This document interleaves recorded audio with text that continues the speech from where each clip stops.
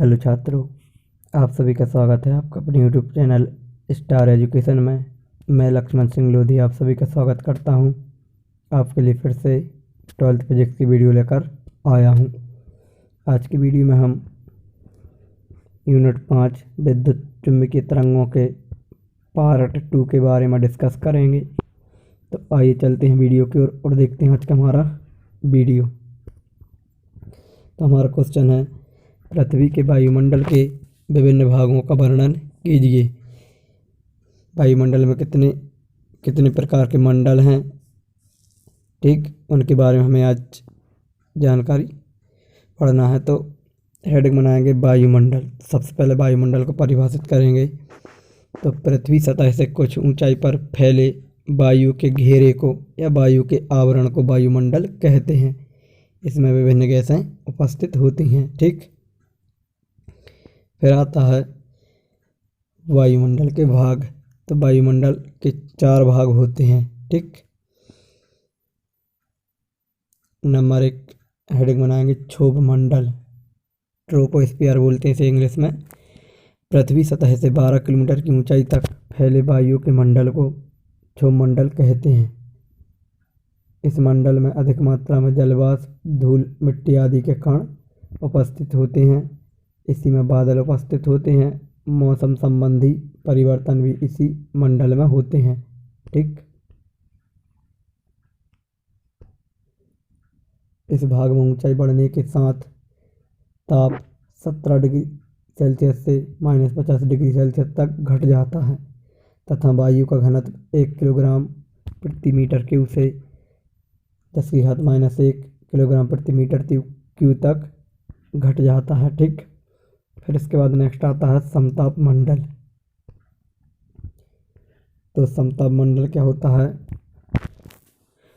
पृथ्वी सतह से 12 किलोमीटर से 50 किलोमीटर की ऊंचाई तक फैले वायु के मंडल को समताप मंडल कहते हैं। इस मंडल में जलवाष्प व बादल उपस्थित नहीं होते तथा मौसम संबंधी परिवर्तन भी इस मंडल में नहीं होते। इस भाग में ऊंचाई बढ़ने पर ताप -50 डिग्री सेल्सियस से 7 डिग्री सेल्सियस तक बढ़ जाता है,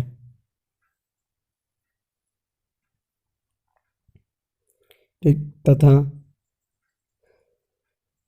वायु का घनत्व 10⁻⁻1 किलोग्राम प्रति मीटर क्यूब से 10⁻³ किलोग्राम मीटर प्रति मीटर क्यूब तक घट जाता है। इस मंडल को स्ट्रेटोस्फीयर भी कहते हैं, ठीक। समताप मंडल में 30 से 50 किलोमीटर की ऊंचाई तक वायुमंडल की संपूर्ण ओजोन गैस उपस्थित होती है। इसलिए इसे ओजोन परत या ओजोन स्फीयर लिखा है, ठीक।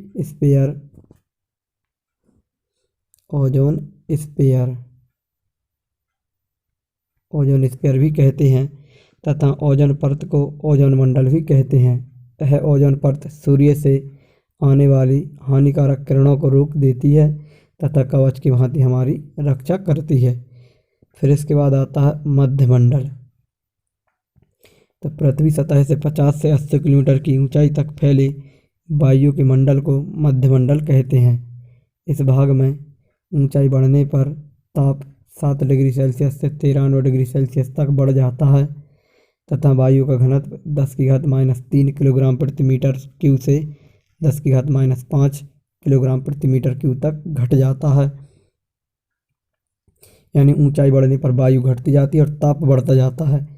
इस मंडल को मीजोस्फीयर मंडल भी कहते हैं, ठीक। फिर इसके बाद नेक्स्ट आता है हमारा आयन मंडल। तो पृथ्वी से 80 किलोमीटर से 400 किलोमीटर की ऊंचाई तक फैले वायु के भाग को आयन मंडल कहते हैं। इस मंडल में ऊंचाई बढ़ने पर ताप 93 डिग्री सेल्सियस से 420 डिग्री सेल्सियस तक बढ़ जाता है तथा वायु का घनत्व तेजी से घटकर 10⁻5 किलोग्राम प्रति मीटर से 10⁻10 किलोग्राम प्रति मीटर क्यूब तक घट जाता है।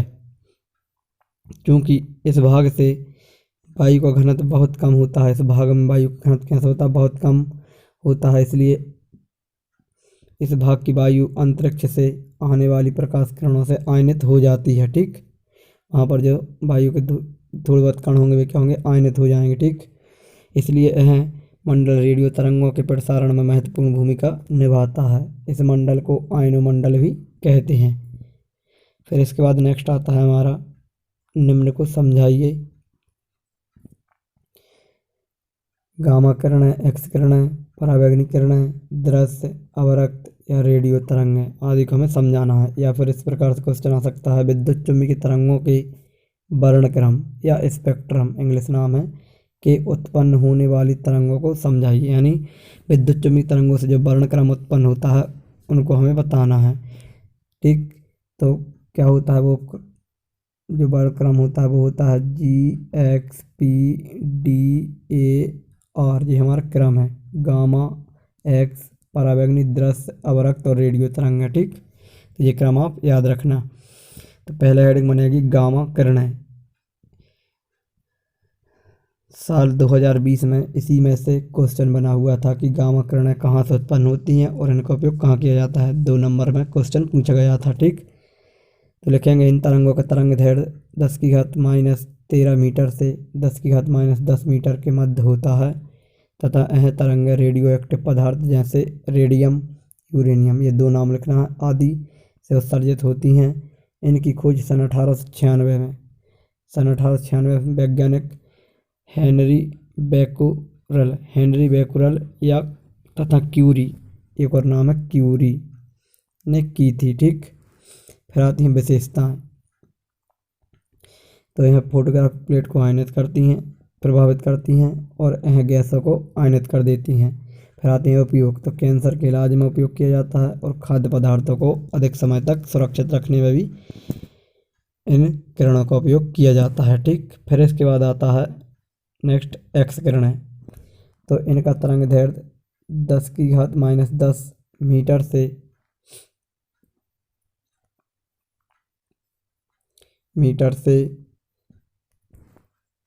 तीन यहाँ पर 3 और रह गया है, 3 × 10⁻10 मीटर के मध्य होता है तथा इन किरणों की खोज सन 1895 में रोजन ने की थी।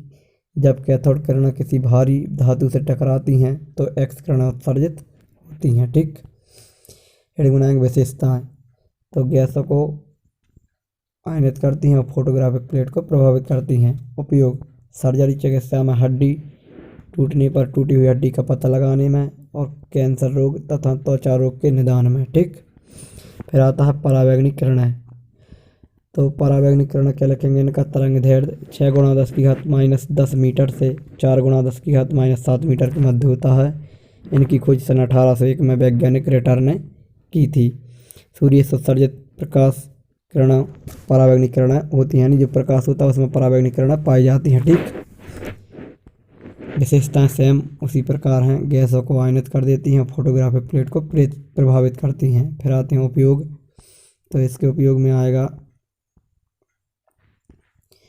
अंगुली के चिन्ह की जांच करने में और अनेक रोगों के कीटाणुओं को नष्ट करने में। ठीक, फिर इसके बाद आता है दृश्य किरणें। तो दृश्य किरणें, इनका तरंग दैर्घ्य 4⁻10⁻7 मीटर से 7.8⁻10⁻7 मीटर के मध्य होता है। इसकी खोज वैज्ञानिक न्यूटन ने सन 1666 में की थी। दृश्य प्रकाश विद्युत बल्ब, ट्यूबलाइट, टॉर्च, सूर्य आदि से प्राप्त होता है। ठीक,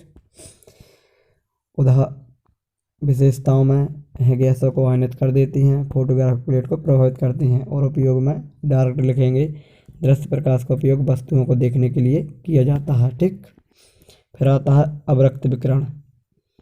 तो इनका तरंग दैर्घ्य 7.8 × 10⁻7 मीटर से 10⁻3 मीटर के मध्य होता है। ठीक है, इनकी खोज सन 1800 में वैज्ञानिक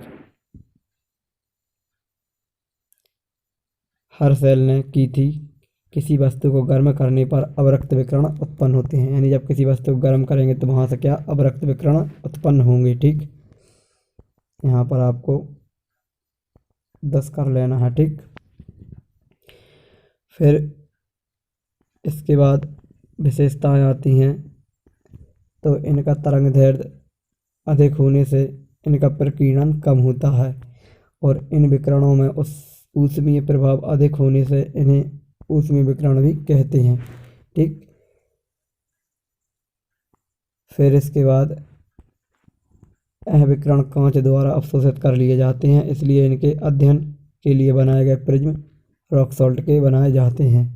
ठीक, फिर आते हैं उपयोग। इसमें महत्वपूर्ण उपयोग होते हैं तो रोगी की सिकाई में, रात्रि में फोटोग्राफी में, उपग्रह को सोलर सेल की सहायता से विद्युत ऊर्जा प्रदान करने में और ग्रीन हाउस में पौधों को गर्म करने के लिए या गर्म रखने के लिए। ठीक, फिर इसके बाद नेक्स्ट आता हमारा रेडियो तरंग।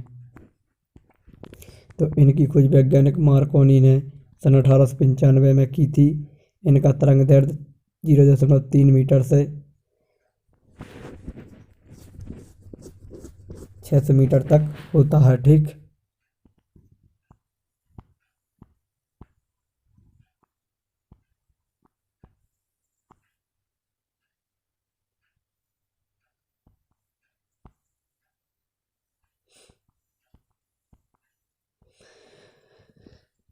ये तरंगें बेतार तरंगें भी कहलाती हैं। ध्यान रखना, ये तरंगें क्या कहलाती हैं? बेतार तरंगें भी कहलाती हैं। बेतार का मतलब इन तरंगों को ही हम क्या करते हैं? प्रसारित करते हैं। ठीक, ये तरंगें दो प्रकार की होती हैं, लघु रेडियो तरंगें और दीर्घ रेडियो तरंगें। उपयोग में आएगा, इनका उपयोग रेडियो प्रसारण, टेलीविज़न, टेलीफोन व्यवस्था में किया जाता है। ठीक, फिर एक है परावैंगनी विकिरण उत्प्रेरक का कार्य करती हैं। नोट लगा लेना, जो परावैंगनी विकिरण है वो उत्प्रेरक का कार्य करती हैं। ठीक, GXPDAR एक क्रम है याद रखने का। ठीक, और तरंग दैर्ध्य का ये बढ़ता क्रम है और आवृत्ति का घटता क्रम है। ठीक, तो आज की वीडियो में इतना ही। इसके बाद हम मिलेंगे नेक्स्ट वीडियो में। तब तक के लिए आप अच्छे से स्टडी करते रहें और जो भी डाउट हो प्लीज़ कमेंट करके ज़रूर बताएं। जय हिंद, जय भारत।